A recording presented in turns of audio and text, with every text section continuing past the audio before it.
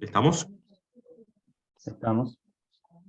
Bueno, le damos la bienvenida al ciclo de webinars 2022 del Departamento de Ciencias Básicas de la Universidad Nacional de Luján. Hoy vamos a estar presentando el webinar Nuevas tecnologías para generar información, en particular el caso del dron en el ámbito agropecuario. Mi nombre es Ariel Real, soy subsecretario de Planeamiento y Coordinación Académica en el departamento, y me acompaña Sebastián Bertoglio, responsable administrativo de la División Estadística. Junto con Sebastián vamos a estar moderando el webinar. La dinámica es unos 40 minutos de exposición, y después vamos a reservar unos 20 minutos hacia el final para poder realizar las preguntas que tengan sobre el tema. La idea es que las preguntas las puedan hacer por el chat, como para poder ir tomando nota de ellas y después transmitírselas a Matías a medida que, ¿no?, que cuando terminamos finalmente la presentación.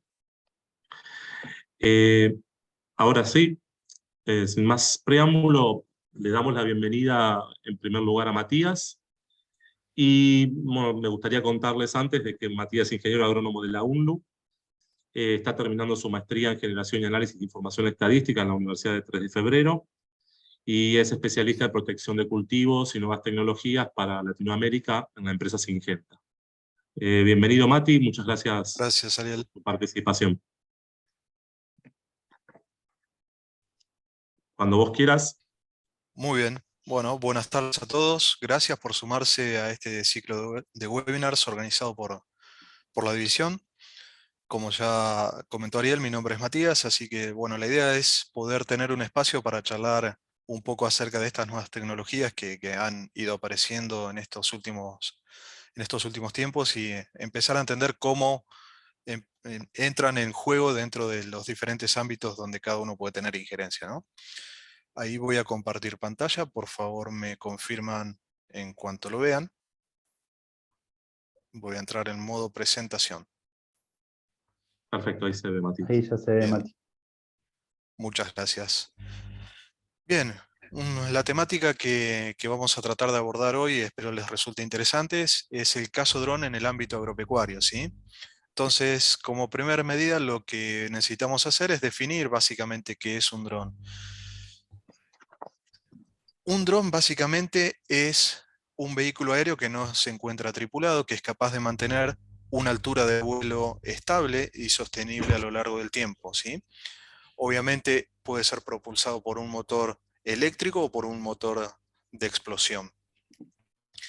Y a grandes rasgos se pueden definir o se pueden subdividir en dos grandes categorías estos equipos drones, ¿sí? Por un lado tenemos los equipos que son de ala fija, que simulan ser básicamente un avión del estilo comercial, pero obviamente con menor tamaño, sin dudas, ¿sí? Pero es un equipo que tiene alas hacia los costados. O bien un equipo multirotor que básicamente semeja lo que es la funcionalidad de un helicóptero. Obviamente cada tipo de dron tiene su ventaja y su propia desventaja también, ¿no? Por ejemplo, si nos ponemos a analizar lo que es un dron de ala fija, la principal ventaja que tiene es la autonomía de vuelo. Es decir, al ser un modelo más aerodinámico, más similar a un avión comercial, es mucho más aerodinámico que un helicóptero, por así decirlo, lo que hace que nos dé mayor autonomía para trabajar y generar información, ¿sí? Como principal desventaja que tiene este tipo de drones, los de ala fijas, es que al necesariamente tener que estar en un vuelo constante, ya sea sustentado o propulsado, la información que se genera a veces puede estar apenas distorsionada por el movimiento en sí que tiene la cámara de este equipo. Sin dudas es una muy buena opción cuando tenemos que recopilar información de una superficie que es considerable, ¿sí? Estamos hablando quizás más de 40 a 50 hectáreas para arriba. Siempre que tengamos que generar información de una superficie más chica, posiblemente un dron multirotor sea una mejor opción. ¿Por qué? Por esta misma cuestión que les decía acerca de la calidad de la imagen que tomamos.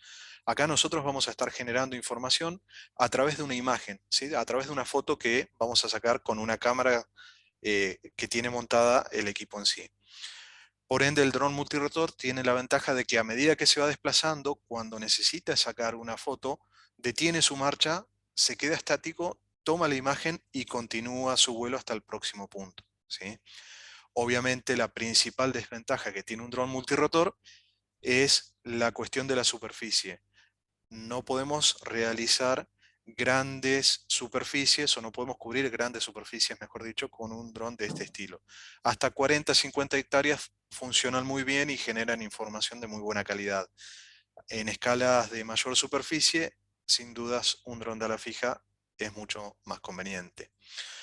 Para aquellos que por ahí no tienen una gran idea de cómo se han clasificado estos equipos, hace unos 10 años atrás, o quizás 12, arranca todo este movimiento de utilizar imágenes digitales para generar información referida a diferentes cosas, ¿sí? Pero más allá de eso, los primeros modelos antes del dron eran globos aerostáticos, que podían ser de forma un globo o un Zeppelin, que se manejaban con 2 cuerdas, ¿sí? Para poder orientarlos y poder alinear la cámara que tenía montado hacia donde nosotros necesitábamos capturar la información.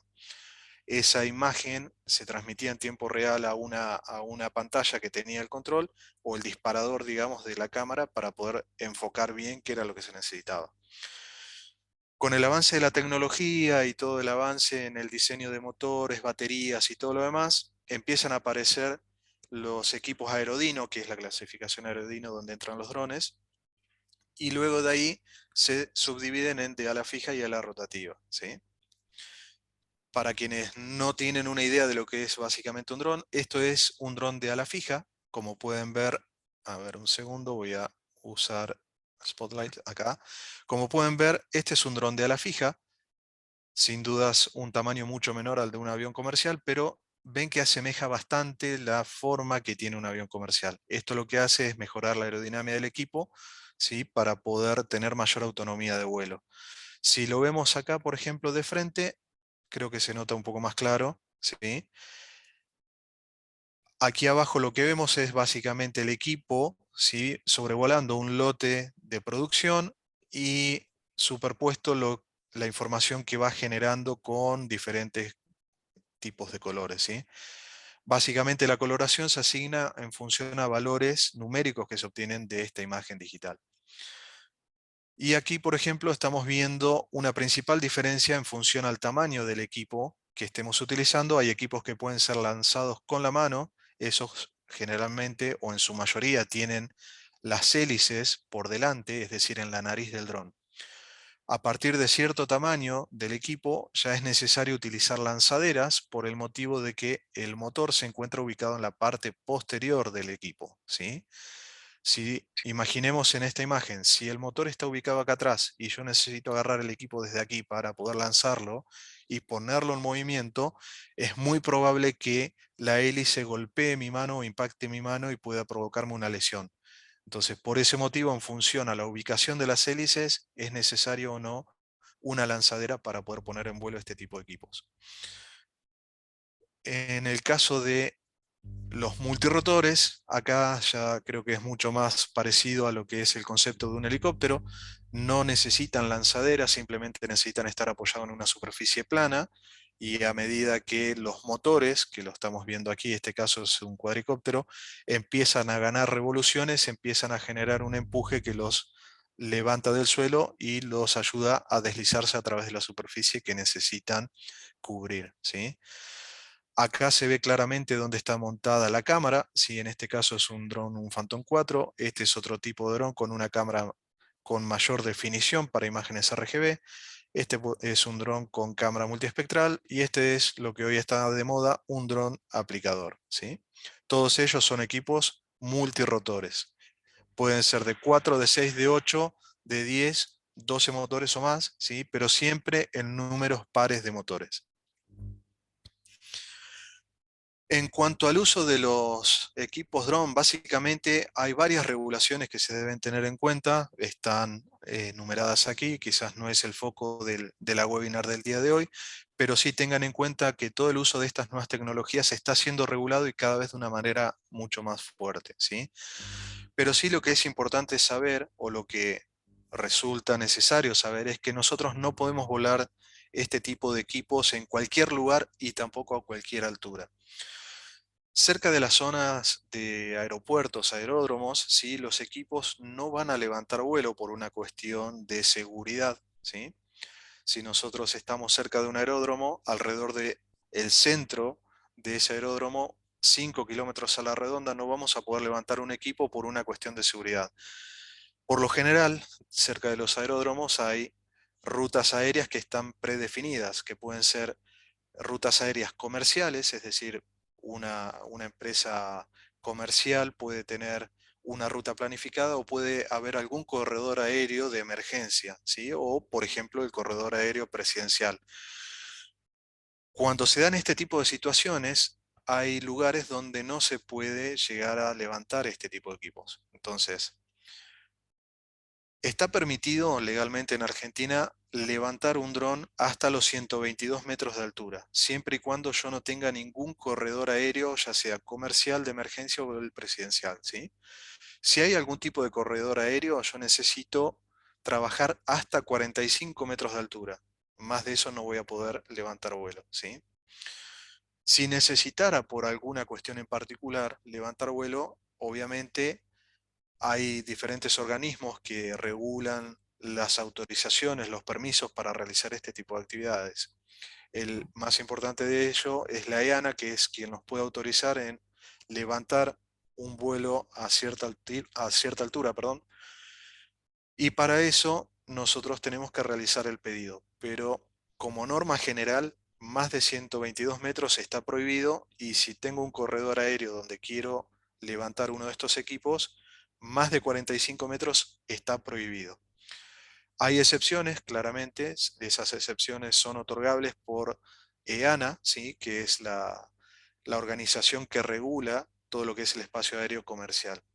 Pero para ello, esta organización nos va a pedir diferentes cosas para poder habilitarnos ese vuelo. Primero, que el equipo se encuentre registrado. Segundo, que yo disponga de una certificación, es decir, una licencia que a mí me habilite a poder maniobrar el equipo que estoy tratando de hacer levantar vuelo.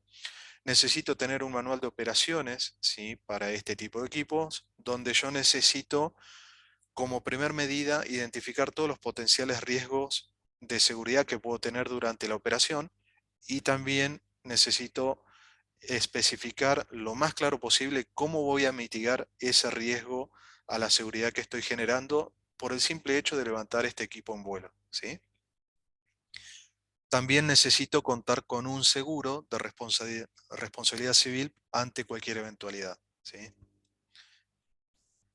Bien, el dron es simplemente un equipo que lo que hace es transportar una cámara, ¿sí? Entonces nosotros vamos a estar pensando ahora en la combinación de un dron más una cámara. Por un lado, el dron resulta importante, y ahora más adelante en las próximas slides lo vamos a comentar, pero la cámara que estamos montando con este equipo, o que estamos transportando en realidad con este equipo, también resulta muy importante, y es lo que básicamente nos define el potencial trabajo que podemos realizar y la calidad con la que lo vamos a realizar, ¿sí? Sabemos que existen diferentes tipos de cámaras. Las más comunes son las cámaras RGB. Una cámara RGB es una cámara como la que tiene montada, por ejemplo, el celular. Un celular hoy por hoy es una cámara RGB. Las cámaras profesionales de fotografía también son cámaras RGB. Y el avance de la tecnología lo que hizo fue poder reducir el tamaño de estas cámaras para poder montarlas dentro de estos equipos, que pueden estar aditadas como un aditamiento adicional, o pueden estar incrustadas dentro del mismo equipo en sí. Pero además de estas cámaras RGB, ¿sí? También tenemos cámaras que son multiespectrales. ¿Qué las diferencian de una cámara de RGB de una cámara multiespectral? Bueno, la cantidad de bandas en las cuales estamos generando información.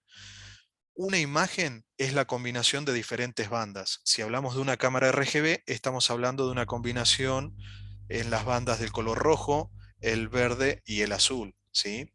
Pero cuando empezamos a hablar de cámaras multiespectrales, ya dejamos de tener tres bandas diferentes en las cuales generamos información para pasar a tener 4, 5, 6 o quizás más bandas donde estamos generando información. Al unir toda esa información y darle una coloración, ¿sí? Porque detrás de una imagen digital lo que hay son simplemente números, lo que obtenemos es lo que finalmente nosotros vemos como una foto. ¿sí? También tenemos cámaras que son hiperespectrales y lo que varían respecto a las multiespectrales es la cantidad de bandas. Entonces, cámaras RGB son hasta 3 bandas, de 4 hasta 10, 11 bandas diferentes pueden ser cámaras multiespectrales y más de 11 bandas diferentes en las que generemos información pasan a ser cámaras hiperespectrales. Obviamente, a medida que nosotros vamos saltando de una cámara a la otra, la calidad de la foto se incrementa mucho, ¿sí? Posiblemente hoy por hoy en una cámara RGB estamos hablando de una foto que tiene quizás una resolución de 20 megapíxeles. En una cámara multiespectral quizás estamos hablando de una resolución de 30, 40 megapíxeles. Pero cuando hablamos de una cámara hiperespectral ya empezamos a hablar de una foto que tiene un peso o una resolución en realidad, perdón, de más de 100 megapíxeles, ¿sí? Y por otro lado también tenemos cámaras térmicas que son las que van a brindarnos información, ¿sí?, en diferentes tonalidades de colores en función a cómo yo lo seté, pero más que nada haciendo referencia a las temperaturas que las diferentes coberturas puedan llegar a tener, ¿sí? La cobertura puede ser tranquilamente un edificio, puede ser un cable, puede ser un cultivo, puede ser agua, ¿sí? Entonces, la cámara térmica nos brinda información referida a la temperatura de esas diferentes coberturas, ¿sí? Pero como podemos ver a grandes rasgos y muy rápidamente, hay una gran variedad de tipos de cámara que son importantes al momento de definir el trabajo o la tarea que nosotros necesitamos realizar para generar la información, ¿sí? Posiblemente yo necesite generar información con tanta precisión que una cámara RGB no sea suficiente. Quizás pueda cumplir o cubrir esa tarea con una cámara multiespectral. Quizás necesite una cámara térmica, perdón, una cámara térmica aquí abajo o una hiperespectral. En función de lo que yo necesite ver, es la cámara que necesitaré utilizar. Y como les comentaba hoy, junto con la cámara, ya tenemos que empezar a pensar en el concepto de dron más cámara, ¿sí? Cuando nosotros hablamos, por ejemplo, de una cámara multiespectral, las cámaras multiespectrales son cámaras que fueron diseñadas por separado del dron en sí. Entonces acá empieza a ser importante el conjunto cámara más dron, ¿sí? ¿Por qué? Porque esta cámara que estamos viendo acá tiene un peso específico, ¿sí? Pesa alrededor de 500 gramos, y esta cámara no puede ser transportada por cualquier dron que hoy está comercial en este país, ¿sí? Tiene que tener ciertas características. Primero y principal, el dron necesita poder transportar medio kilo de peso adicional al de su estructura, ¿sí? Y a su vez se le agrega un aditamento de este que estamos viendo aquí abajo, que es básicamente un sensor de refractancia. Este sensor lo que permite en una cámara multiespectral es ajustar la refractancia que recibimos desde el sol hacia las cubiertas, ¿sí?, ya sea vegetal o sea edificio, lo que sea, y poder corregir en tiempo real lo que el dron está midiendo, ¿sí?, para poder tener un dato más preciso.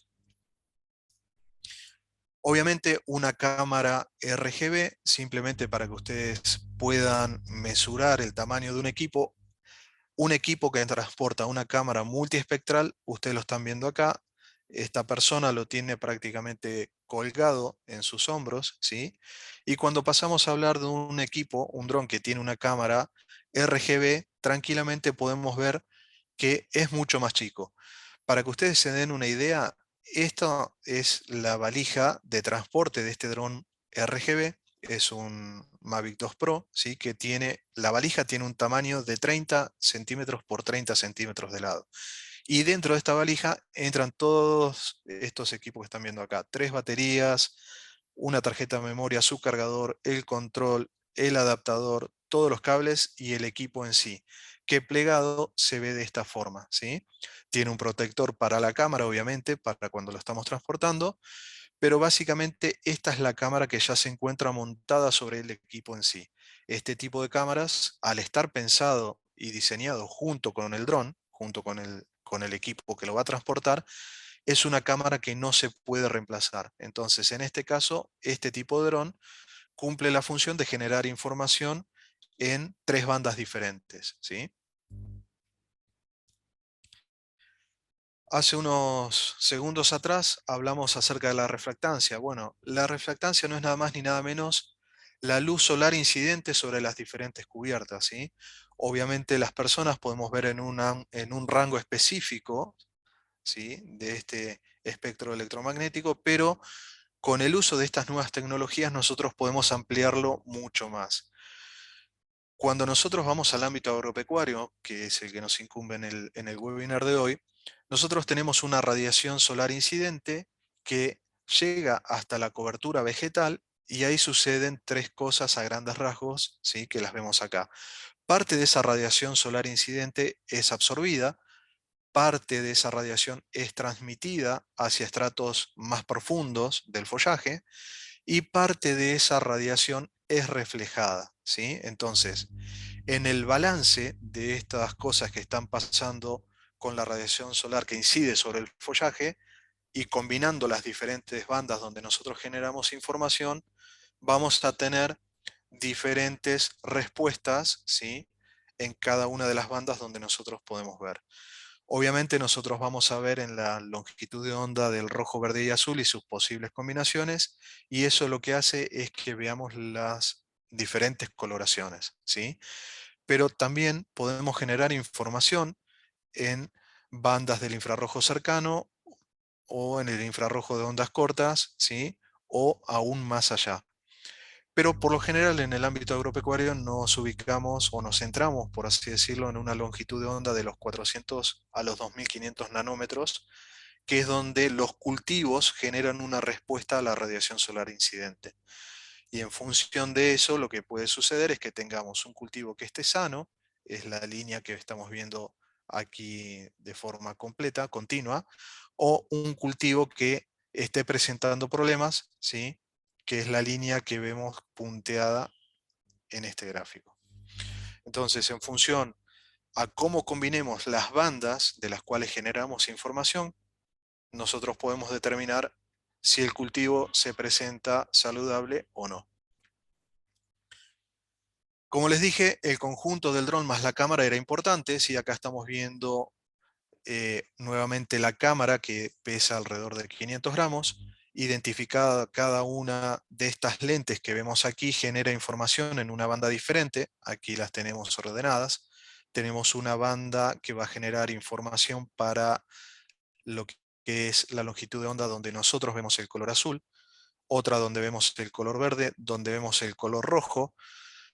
Ya vamos a tener una lente, que es la lente central, donde generamos información del borde rojo. Esto ya nuestro ojo no lo percibe, ¿sí? En el infrarrojo cercano tampoco lo percibimos. Tenemos una banda también donde vamos a generar información referida a la temperatura de la cubierta que estemos evaluando, y otra banda que vamos a servir para ajustar esa banda térmica, por así decirla, referida a la temperatura. Pero básicamente no cualquier dron puede llevar cualquier tipo de cámara, ¿sí? Esto es para que se den una idea. Este equipo tiene aproximadamente 60 centímetros cuando se encuentra abierto y 45 centímetros de altura, desde el suelo hasta su punto máximo. La cámara va montada por aquí adelante y tiene la opción de montar una cámara multiespectral y en paralelo también una cámara RGB. Entonces podemos generar información en diferentes bandas y también generar video del vuelo que estamos haciendo, ¿sí? Obviamente el dron resulta siendo importante, sí, pero lo más importante es el conjunto del dron más la cámara. Pero ¿qué pasa? Nosotros no podemos utilizar cualquier tipo de dron.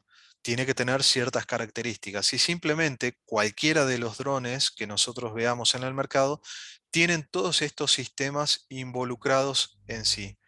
Principalmente tienen una computadora central que se denomina IMU, ¿sí? Básicamente nos va a permitir controlar el equipo en sí. Vamos a tener también los motores, ¿sí?, que los motores, como dijimos, van a ser siempre de a par, siempre que hablemos de un multirotor, ¿sí? Vamos a tener algún sistema que nos permita regular la velocidad con los que esos motores van a ir girando de forma individual. Para que se den una idea, estos motores giran entre 1000 y 20.000 revoluciones por minuto, ¿sí? Y pueden cambiar la cantidad de revoluciones en fracciones de segundos. También cuentan con brújula, una brújula magnética para poder determinar dónde se encuentra el norte, ¿sí? Tienen una caja negra, también como los aviones comerciales, donde queda registrado todo el plan de vuelo que este equipo hizo, ¿sí? Tiene sensores ópticos, estos ojitos, por así decirlo, que se ven de frente en el equipo, son dos sensores ópticos que cumplen la función de detectar obstáculos en el frente del equipo. También tiene sensores por debajo para poder determinar a la altura a la que se encuentra, ¿sí? Hay sensores infrarrojos también sobre este equipo que cumplen la función de poder trabajar con él de noche. Otra cuestión muy importante es la calidad con la cual nosotros vamos a georreferenciar la información que estamos generando, ¿sí? Actualmente hay dos formas diferentes de poder hacerlo. Una de ellas es la RTK o Real Time Kinematic, que básicamente nos permite realizar una corrección de la ubicación del dato que estamos generando en tiempo real, ¿sí? Entonces, si nosotros contamos con un equipo que tiene esta precisión RTK, ¿sí? Vamos a contar con una base que va a estar estática dentro del lote donde estamos volando. Esa base se va a comunicar con los satélites que están girando alrededor del mundo, y también se va a conectar al equipo en sí para poder triangular la posición segundo a segundo del equipo mientras está en vuelo. ¿Qué es lo que sucede en ese procesamiento? La base toma la información de los satélites y del equipo, ¿sí? Y realiza cálculos matemáticos para realizar la corrección que tiene que enviarle al equipo antes de guardar la imagen, ¿sí? Entonces la imagen ya queda georreferenciada y queda corregida esa georreferenciación en tiempo real. En caso de no poder contar con este tipo de equipos, también existe algo que se llama Post-Processed Kinematic, que básicamente es realizar un procesamiento posterior al vuelo de la corrección de esta georreferenciación en las imágenes, ¿sí? Obviamente cada una de estas opciones tiene sus ventajas y sus desventajas. RTK, la principal desventaja es que necesitamos contar con un aditamento adicional que obviamente tiene un costo que puede llegar a ser elevado o no en función a la tarea que realicemos, pero por el otro lado tiene la ventaja de que estoy georreferenciando en tiempo real con un error máximo de 1 centímetro, ¿sí? Cada dato que yo genero. Por el otro lado, la opción del PPK tiene como ventaja que es una opción mucho más económica para poder realizar las correcciones, pero la principal desventaja es que necesitamos enviar esta información a alguna universidad que cuente con el sistema de corrección o que tenga una antena RTK para poder realizar estas correcciones una vez que ya tenemos el vuelo realizado, ¿sí? Una vez hecho todo esto, nos volcamos sobre lo más interesante de todo este proceso, que básicamente es la foto en sí. La foto en sí, una vez que ya se encuentra generada, se empiezan a trabajar con conceptos de fotogrametría, que básicamente lo que nos permite es trabajar con algo que se llama el nivel digital de la foto. Y si prestamos atención aquí abajo, aquí tenemos representados toda la escala de nivel digital que un píxel podría llegar a tener, ¿sí? Obviamente, como les dije hoy, nosotros, si bien observamos una imagen y los colores que están representados en esa imagen, esos colores y formas en la imagen están definidos por números de fondo, ¿sí? Esos números de fondo están numerados desde el 0 hasta el 256. Lo que hacen es darnos una tonalidad diferente para ese píxel en particular. Entonces, la combinación de los colores en cada banda, lo que terminan dándonos es finalmente la imagen visual que nosotros vemos.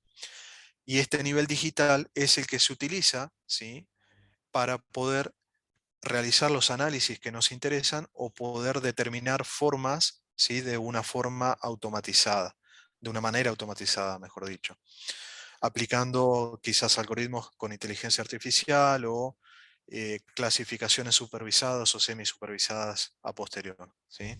Pero básicamente esto es la escala de coloración que nosotros vemos en cada una de las bandas donde el dron genera información. Cada uno de estos píxeles o cuadraditos, que quizás acá se ve mejor, ¿sí? Tiene de fondo un número asociado y a ese número se le asigna un color en función a su escala, ¿sí? Simplemente ese píxel es lo que nos está dando la resolución de la imagen digital. Y la resolución de la imagen digital es algo que se vuelve muy importante. ¿Por qué? Si nosotros pensamos en un satélite, por ejemplo, un satélite nos puede dar información, hoy por hoy, libre, gratuita, por así decirla, pero esa información que nos puede brindar es con un píxel de 30 metros por 30 metros, ¿sí? Si nosotros pensamos en una superficie de 30 metros por 30 metros, yo adentro podría llegar a tener una casa, que es la sección que tengo en color azul acá, y en rojo podría ser todo lo que sea pasto, por ejemplo, ¿sí?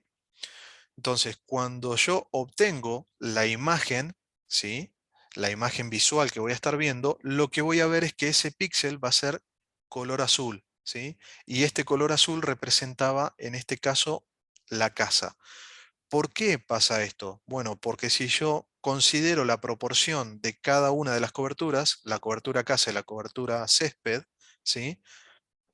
Hay mayor proporción de cobertura casa, por ende, en la imagen que voy a obtener, solamente voy a poder diferenciar lo que es la casa, ¿sí? Además de que voy a ver posiblemente borrosa y hasta una altura de 100 metros pueda llegar a diferenciar. Y cuando haga un zoom un poco más en profundidad, esa imagen se empieza a pixelar y no puedo diferenciar nada. Entonces, dentro de esta resolución, yo me estoy perdiendo mucha información. A medida que la tecnología fue avanzando y las cámaras fueron mejorando su resolución y los satélites también lo fueron haciendo, llegamos a tener píxeles de 5 metros de resolución, es decir, 5 metros de lado por 5 metros de lado, donde el mismo concepto de la casa, ahí lo empezamos a ver de una forma mucho más clara y más definida. Antes veíamos un único píxel o una única imagen donde aparentaba ser toda la cobertura de casa, y mejorando la resolución nos dimos cuenta que empieza a aparecer otro tipo de cobertura, ¿sí? Y a medida que vamos avanzando o vamos mejorando la resolución en el tamaño del píxel, pasando de 5 metros de píxel a 1 metro de píxel, podemos identificar mucho mejor la diferenciación de cada una de las zonas donde se encuentra la casa y donde puede haber otro tipo de cobertura, que puede ser césped o puede ser cemento quizás, ¿sí? Obviamente, tanto las características de la cámara como las características operativas del vuelo y del equipo en sí hacen o determinan nuestro plan de vuelo, ¿sí? El tipo de cámara, sin duda, es una cuestión muy importante, porque el tipo de cámara determina cuál es la resolución máxima que puedo llegar a alcanzar con esa cámara a una cierta altura de vuelo. Por lo general, la resolución de las cámaras se miden a los 122 metros de altura, ¿sí? Entonces, si a 122 metros de altura, por ejemplo, hoy por hoy la cámara de un dron tranquilamente tiene una resolución de 8 centímetros de lado, es decir, cada píxel tiene 8 centímetros de resolución. Si yo necesito trabajar con resoluciones más chicas, es decir, de 1, 2 centímetros o incluso menos, yo lo puedo lograr bajando la altura con la que vuelo el equipo, ¿sí? Pero ¿qué sucede? Al bajar la altura con la que estoy volando el equipo y esa cámara en particular, para tener mayor resolución en la imagen final, voy a poder cubrir una superficie menor, ¿sí? Con una batería. Entonces ahí la limitante para este tipo de equipos se empieza a convertir en la batería. La batería sin dudas es una limitante, y a menor altura de vuelo voy a necesitar mayor cantidad de baterías para poder cubrir la misma superficie, ¿sí? Entonces, cuando necesito plantear básicamente el trabajo que voy a realizar, lo primero que necesito definir es qué resolución necesito, o lo que se denomina como GSD. Una vez que yo definí eso, ¿sí? Cada cámara tiene definido cuál es la resolución que puede alcanzar a 120 metros, por ende, si lo bajo de los 120 metros, mejoro mucho esa resolución, y eso a mí me permite definir qué cámara es la que voy a poder utilizar o necesito mínimamente utilizar para alcanzar el objetivo que estoy buscando. Una vez que yo definí la cámara, puede ser que esa cámara ya se encuentre integrada dentro de un equipo, de un dron en sí mismo, o puede ser que yo necesite buscar un dron particular para mover esa cámara. Y ahí es donde entra en importancia el peso que tenga la cámara y el peso que el dron pueda levantar, ¿sí?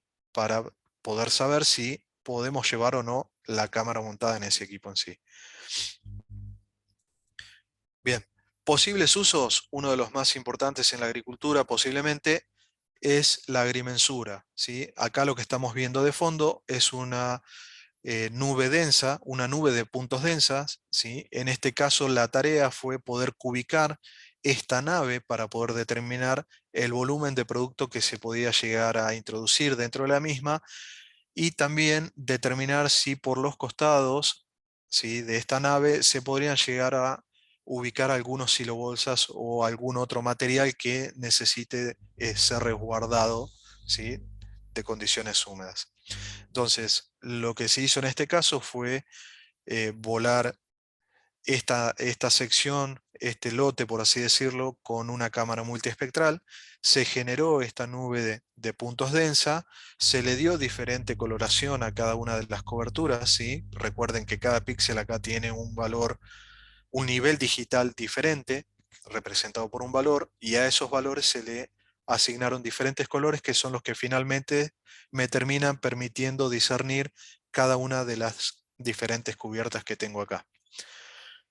Una vez que se obtuvo esto, lo que se hizo fue poder cubicar lógicamente la nave, pero más aún, más allá y aún quizás más importante, poder determinar las diferencias de alturas en cada uno de los lugares para poder determinar dónde se podía o no se podía ubicar silobolsas o algún otro material que necesitara estar resguardado de la humedad, ¿sí? Entonces lo que se hizo fue procesar esa imagen y estas etiquetas que estamos viendo acá marcan la altura, la diferencia de altura desde el punto más alto, que sin duda está marcado en un color diferente. El color este amarillo medio verdoso que estamos viendo acá representa la parte más alta de esta imagen, ¿sí? Y el resto de los puntos están medidos en función al punto más alto. Entonces, si me posiciono sobre esta línea, que esto es una cota, ¿sí?, esta cota me está diciendo que tiene 11 metros de diferencia en altura respecto al punto más alto que sería el techo de esa nave. Y de esta forma yo puedo identificar en qué zonas voy a sufrir anegamiento y en qué zonas no. Otro posible uso más apuntado hacia la agricultura en sí, podemos evaluar número de plantas, podemos evaluar los faltantes, ¿sí?, determinar dónde no hay plantas, podemos determinar, perdón, la sanidad del cultivo, medir NDVI, podemos evaluar altura y volumen de canopeo del cultivo, ¿sí? Y también podemos realizar comparaciones a través de las imágenes que estos equipos generan con evaluaciones reales realizadas a campo. En este caso, acá estamos viendo correlaciones que hemos realizado, ¿sí?, para evaluar el porcentaje de control de brassica. Brassica es una maleza importante que se presenta casi en todos los cultivos, o al menos previo a los cultivos. Y acá lo que se hizo, la experiencia se basó básicamente en aplicar un producto químico específico para controlar esta maleza en particular. Se realizó un vuelo con un dron evaluando casualmente lo que es el NDVI, el índice de NDVI, que básicamente me indica el contenido de clorofila que puede tener una planta, ¿sí?, contra una evaluación visual de una persona idónea para esta tarea, ¿sí? Entonces, se aplica, o se aplicó en realidad, este producto químico. 93 días después de haber sido aplicado el producto químico, se realizó el vuelo con el dron y posteriormente, en el mismo día, pero una vez que el dron terminó de tomar la información que necesitaba, una persona realizó la misma evaluación que le íbamos a solicitar al dron, que era evaluar el porcentaje de control, ¿sí? Entonces, se comparó cuánto el dron nos podía brindar como información respecto a lo que la persona idónea nos estaba diciendo. Entonces, por un lado teníamos la información generada con el dron y por otro lado la información generada por esta persona que era idónea. Cuando realizamos las correlaciones y las regresiones sobre esta información, nos encontramos que el dron estaba acertando casi en un 92 o 93%, estaba macheando la información con lo que la persona idónea había visto en el lote, ¿sí? Cuando analizamos la información en un índice de NDRE, en este caso, este índice de NDRE involucra el contenido de clorofila que tiene la maleza, pero también involucra la estructura que tiene, ¿sí? Eso es lo que lo hace diferente al NDVI. En ese caso, el dron se acercó casi a un 87% a lo que nos indicaba esta persona idónea en la temática, ¿sí? Entonces, dos índices diferentes fueron comparados con la información que nos dio una persona. Obviamente no machea 100% porque con un dron estamos viendo muchas otras cosas que la persona, cuando está haciendo el análisis, las deja de lado para simplemente centrarse en lo que necesita evaluar, ¿sí? Matías, perdón, te ¿Sí? interrumpo. Tendríamos que estar redondeando. Perfecto. Bien. Este es otro ejemplo donde se hizo algo muy similar, pero en este caso se realizó conteo de plantas, ¿sí? Acá en este conteo de plantas tenemos un tratamiento testigo, un tratamiento comercial y un tratamiento que estaba en desarrollos. Básicamente lo que se hizo fue pedirle a un dron que realice la toma de información y nos devuelva el conteo de plantas que estamos viendo aquí, ¿sí? Otra de las funcionalidades que tienen estos equipos es poder generar fotos en tiempo real, ¿sí? De los diferentes lotes y poder ver las diferentes cuestiones que posiblemente no la vemos a la altura del lote, pero desde arriba se ven y muy claramente. ¿Sí? Acá estamos viendo diferencias de cobertura porque hay diferentes cultivos y acá estamos viendo diferentes tonalidades de un color verde porque hay diferentes variedades de un mismo cultivo. Los pasos que son necesarios para tomar o generar esta información son sencillos, es ir hasta el lote, demarcarlo en una aplicación dentro de una tablet que va a ser la que controla el dron, es decir, básicamente el programa que controla el dron, se setea o se define la superficie de ese lote, se arma el equipo va a generar información si es multiespectral en cada una de las bandas en las cuales lo genere. Esa información luego se procesa, se mete dentro de un software, se la procesa para finalmente obtener la imagen que vemos a continuación. Esto es un lote donde había microparcelas y lo que se hace posteriormente es trabajarlo en un software en particular donde se obtiene el índice de interés y a ese índice de interés se le asigna una coloración diferente. Y la diferencia de tonalidades en la coloración indican diferentes resultados obtenidos de esa cubierta vegetal. Si nosotros nos centramos finalmente en lo que nos interesa, es la diferencia de tonalidades en esas coloraciones para encontrar o corroborar lo que estábamos buscando. Si pensamos en una imagen RGB, esta sería la imagen del vuelo general. Una imagen térmica sí que nos indicaría las diferencias de temperatura entre las diferentes coberturas. Si ustedes prestan atención en una imagen RGB, no podemos ver mucho más allá de que hay algunos manchones, pero cuando vamos a ver la temperatura de este cultivo encontramos sutiles diferencias. Las líneas rojas son los pasillos, por ende son los lugares donde más temperaturas hay. Los lugares azules es donde mayor humedad había, ¿sí? Y en el centro toda la gama o todos los matices en cuanto a rango de temperaturas, ¿sí? Acá lo que se hizo fue pedirle al software que procesó la imagen que nos marque todos los lugares, las temperaturas por arriba de los 30 grados centígrados en febrero. Esta puede ser otra imagen, ¿sí? Donde lógicamente estas diferencias a nivel de lote, caminando el lote, no se ven, pero cuando tomamos una imagen desde arriba se empiezan a ver cosas muy interesantes. incluso nos puede servir como para detectar diferentes focos donde hay enfermedad presente y está empezando a afectar el lote. ¿Sí? Esto es un vuelo con una imagen RGB de un Mavic 2 Pro en el sur de la provincia de Buenos Aires. El software que se utiliza, ¿qué es lo que hace? Bueno, se suben todas las imágenes dentro de este software. Lo que estamos viendo en color azul son cada una de las imágenes individuales que al procesarla se obtienen los píxeles individuales de cada una de esas imágenes superpuestas. Se les asigna una tonalidad de color en función al número que se obtiene para poder ver lo que estamos viendo ahí de fondo, ¿sí? En este caso lo estamos viendo sin las imágenes superpuestas arriba. Esto es lo que se llama un modelo 3D. Yo esto, si tuviera el software abierto ahora, lo puedo mover en todos los sentidos, ¿sí? Lo puedo hacer zoom para acercarme y puedo ver casi a 1 centímetro de resolución, que es lo que está pasando en este lote. Esto es un modelo digital de elevación, donde si prestamos atención, acá tenemos un punto rojo, luego un punto amarillo, puntos verdes y puntos azules.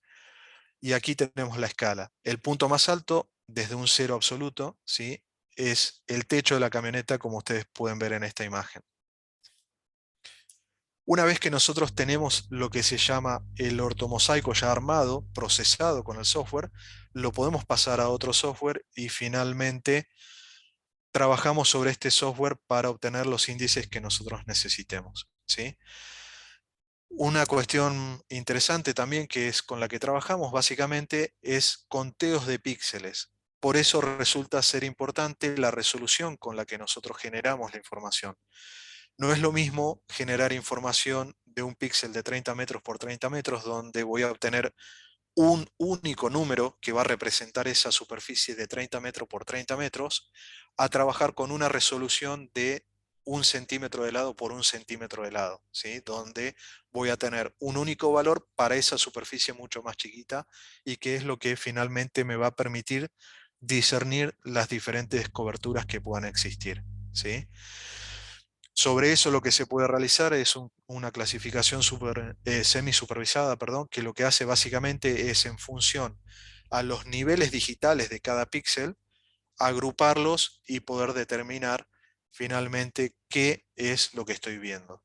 Esta es una imagen RGB que se procesa y se obtiene el nivel digital de cada píxel, que en este caso tenía 1 centímetro por 1 centímetro de lado. ¿Sí? Lo que el software utiliza y lo que realmente a nosotros nos interesa son los valores numéricos de estos niveles digitales, a los cuales les vamos a asignar posteriormente una coloración, pero es la que a nosotros nos permite determinar las formas para poder obtener finalmente un mosaico con diferentes colores y zonas muy claramente delimitadas. Bien, y hasta acá ha sido lo que he tenido para presentarles en el día de hoy. Eh, no Muchas sé, gracias, Mati. Ariel, Seba, si hay alguna pregunta. En el chat, bueno, Mati, primero agradecerte, agradecerle a los participantes. En el chat no tenemos ninguna pregunta, así que ahí Mariela dice que tiene una consulta. Mariela, si querés habilitar el micrófono y hacerla, somos poquitos, así que no va a haber problema. Hola, ¿qué tal? Buenas tardes. No sé si se ¿Qué me tal, escucha. Mariela? Sí, Sí, perfecto. Se se escucha escucha bien, perfecto. Mariela, sí.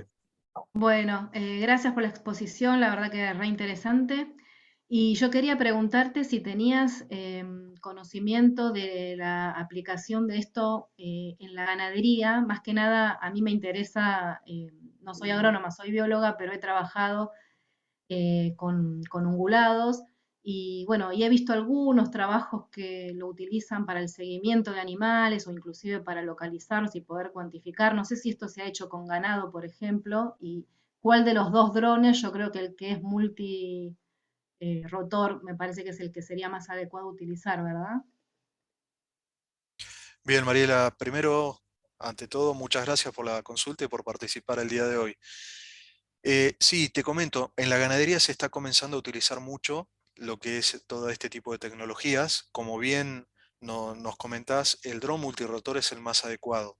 Y hay diferentes opciones para trabajar con esta tecnología en cuanto a ganado se refiere, ¿sí? Nosotros podríamos trabajar, por ejemplo, simplemente con una cámara RGB. Hay software que en tiempo real, a medida que yo voy volando sobre el lote donde se encuentra el ganado, me puede ir haciendo un recuento del lote de ganados en tiempo real, ¿sí? Es decir, puedo volar por arriba de los animales y el software me los va a ir contando. Puedo también volar estos animales con cámaras multiespectrales y buscar quizás a través de diferentes temperaturas que puedan llegar a tener los diferentes animales que estén enfermos, por así decirlo, o que tengan alguna patología que por algún motivo les haga elevar su temperatura y los podría identificar de forma muy rápida, ¿sí? Es una tecnología que se está empezando a volcar al sector ganadero y se está empezando a usar mucho. Hay un detalle quizás gracioso. El dron en sí tiene una característica que tiene estos sensores óptico-acústicos que les comentaba hace unos minutos atrás. Nosotros no lo escuchamos, pero en los animales tiene un efecto muy importante. Y en el caso de las vacas, sobre todo las vacas son muy curiosas, a las vacas los atrae, ¿sí? Entonces, cuando un dron se encuentra cerca de un lote de animales, los animales se acercan al equipo, por más que esté arriba, quizás 10 o 15 metros arriba de la cabeza de los animales, se acercan por curiosidad y lo siguen. Entonces eso hace que muchos productores hoy por hoy estén usando drones para el famoso arreo que antiguamente se hacía con caballos, hoy por hoy lo están haciendo con drones. Mira, muy interesante.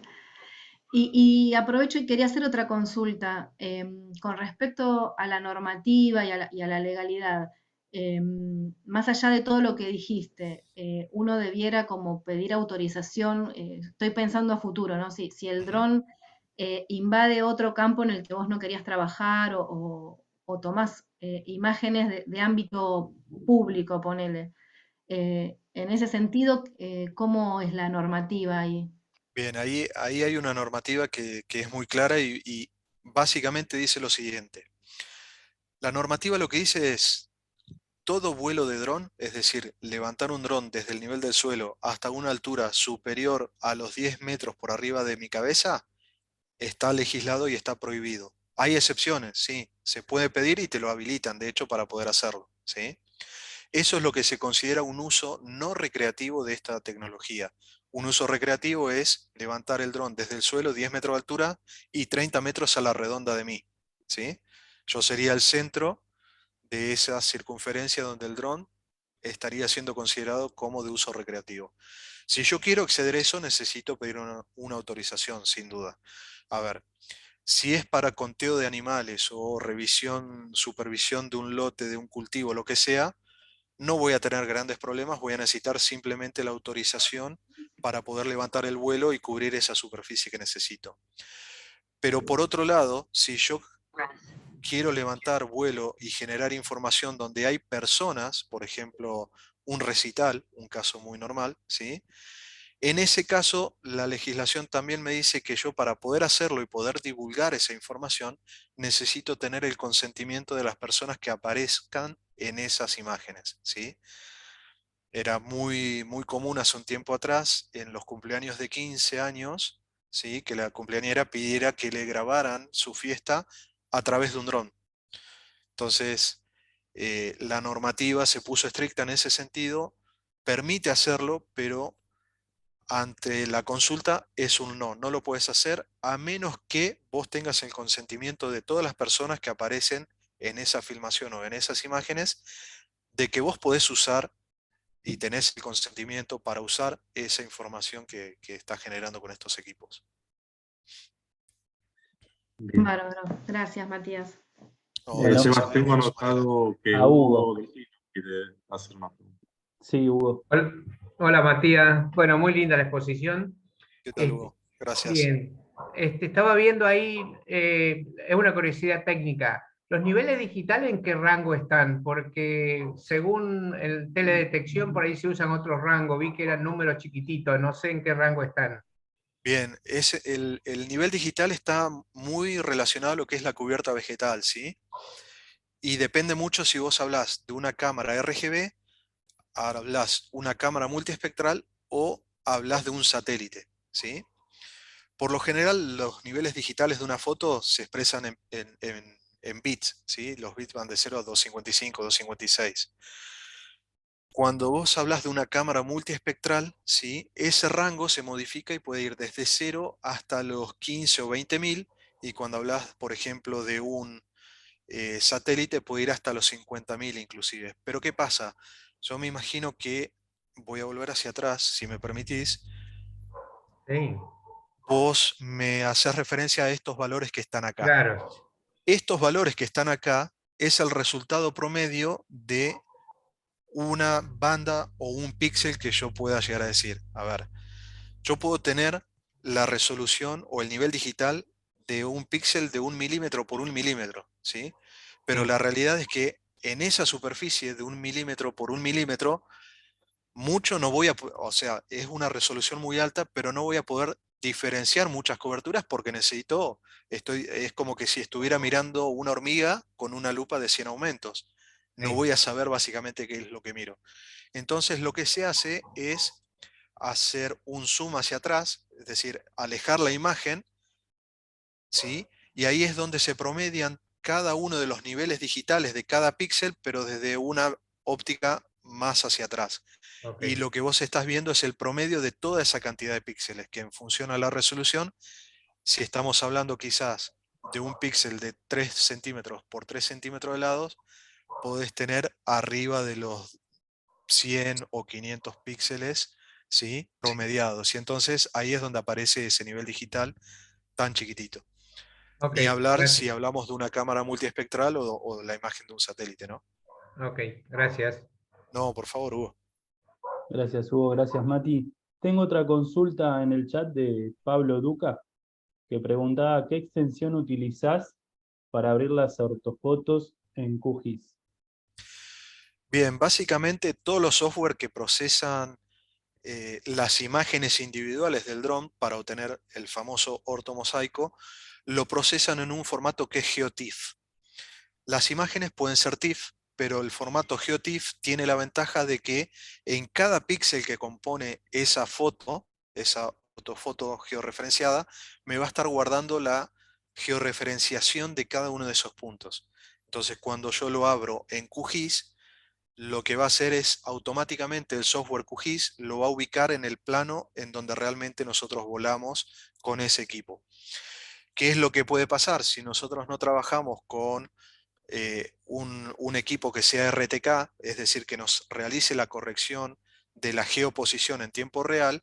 Cuando nosotros lo volcamos en QGIS, vamos a ver que la imagen va a estar desplazada quizás 1 metro, 1,5 metros, o un poco menos o un poco más en función de la cantidad de satélites que hayamos tenido en ese momento, ¿sí? Pero el formato que utiliza es GeoTIFF. Bien, perfecto, Mati. Por el momento no hay ninguna otra consulta. No sé si alguien quiere hacer alguna. Mientras tanto, yo vuelvo a enviar el link para solicitar el certificado de asistencia y un link también que tiene una encuesta para, para poder mejorar en los próximos webinars. Yo quería hacerte otra pregunta. Ahora Sí, pude Mariela. abrir mi cámara porque no podía. El software para el procesamiento de las imágenes, la bajada de las imágenes de la cámara o de las filmaciones, ese puede ser cualquier software Sí, que trabaje con imágenes, ¿verdad? ¿O tiene es, que ser alguno especial? no cualquier software que trabaje con imágenes. Por ejemplo, podemos tener Photoshop o el Corel o el Paint que trabajan con imágenes. Hay software exclusivos que se dedican a esta tarea, ¿sí? ¿Qué es lo que hacen básicamente? Cuando yo tomo las imágenes, ¿sí?, de un lote en particular, tengo imágenes individuales, ¿sí? Lo que el software hace es, en cada una de las imágenes, buscar una cierta cantidad de puntos, ¿sí?, que yo le defino esa cierta cantidad, pero esa cierta cantidad, para que te des una idea, va entre 80.000 y 100.000 puntos en una imagen, es decir, niveles digitales o píxeles niveles digitales. Toma la primera foto, busca esa cantidad, agarra la segunda foto y empieza a buscar si los, los 80 o 100.000 puntos que encontró en la primera foto están en la segunda o no. Si están, los empieza a superponer como un rompecabezas hasta que tiene la gran imagen final, ¿sí? Esa es la diferencia y por eso no cualquier software lo puede realizar. Hay un montón de software que se dedican a este tipo de procesos, ¿sí? de generar ortomosaicos. Algunos son pagos, lógicamente, pero hay otros que también son gratuitos y trabajan muy bien, casi al mismo nivel y a veces incluso mejor que los software pagos. Bien, gracias. No, de nada. Bien. Sí, Sebas. No, Ari, eso sí, había alguna otra consulta. Si no, ya íbamos cerrando. Bueno, les agradecemos mucho. Desde el departamento estamos muy contentos de poder comenzar con esta segunda tanda de webinar. Próximamente les estaremos informando de los temas que serán tratados durante el mes de septiembre y octubre y esperamos contar con la participación de todos y que también puedan colaborar con la difusión. Así que, bueno, muchas gracias a Matías, especialmente por habernos compartido su experiencia. Fue muy interesante. A todos, muchas gracias nuevamente. Nos despedimos. Bueno, Ariel, muchas gracias a ustedes por participar y por darme la oportunidad de poder traerles este pequeño webinar que espero les haya sumado un poco más y haya despertado la curiosidad. Gracias a todos, un placer haber participado. Gracias, Mati. Gracias, Chao, Mati. chao, gracias Matías, nos vemos. Hasta luego, Hugo. Chau, chau. Adiós.